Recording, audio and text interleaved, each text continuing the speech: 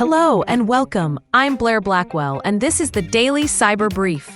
Here's today's rundown of the biggest cybersecurity stories you need to know today. Good morning. This is the Daily Cyber Brief for January 1st, 2026. Here are the key cyber risks shaping today's session. A cluster of critical flaws under active or likely exploitation, and a wave of supply chain and browser extension threats draining funds and harvesting corporate data. Plus, a notable breach and fresh advisories for industrial systems.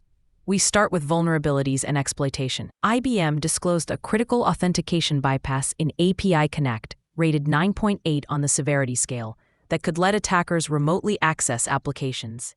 Singapore's cyber agency also flagged a maximum severity bug in SmarterMail that enables code execution via arbitrary file upload. In the wild, the RondoDocs botnet is abusing a React-to-Shell flaw in Next.js servers to drop malware and cryptominers.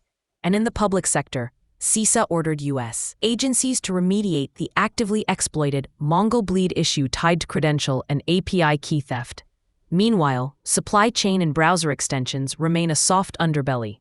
Trust Wallet says a November supply chain incident, dubbed Shai-Hulud, exposed developer GitHub secrets and likely led to its Chrome extension hack, with about $8.5 million stolen. Researchers now report a modified variant of that worm surfacing in the NPM ecosystem, signaling continued experimentation by the actor.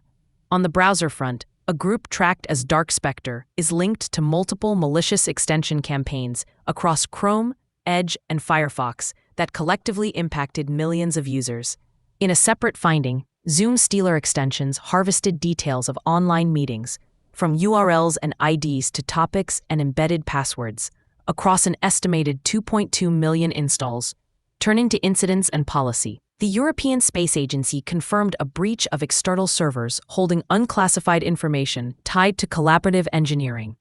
And for operators of industrial and medical adjacent systems, CISA released 2 new ICS advisories, including one affecting Will C2 wheelchairs and another update for Aziotech DAQ Factory, with technical details and mitigations.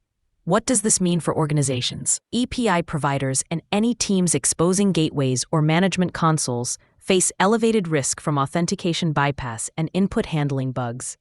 Email hosting environments running SmarterMail, as well as Node React shops using Next.js, should consider the threat of rapid exploit to coin miner pivots. The extension activity underscores a broader issue for the remote and hybrid workforce. Consumer-grade plugins can become corporate data taps, and public entities, along with contractors, are operating under tighter timelines as CISA pushes remediation of actively exploited flaws. Looking ahead, expect continued scanning and exploit attempts targeting the IBM API Connect and SmarterMail weaknesses, along with opportunistic hits on Next.js environments.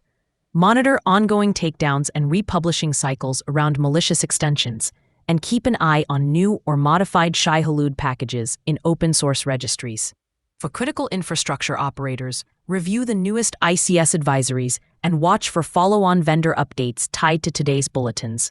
What I'll be watching today: API gateways and email servers for authentication bypass and RCE attempts, Next.js and JavaScript stacks for exploit-driven cryptomining, browser extension ecosystems that could siphon meeting intelligence, NPM registries for evolving Shai-Hulud strains, and European research and space organizations for any spillover activity after the ESA disclosure. The takeaway? It's a familiar pattern.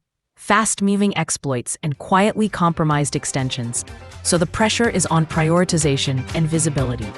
The attack paths are changing at the edges, but the fundamentals of exposure haven't.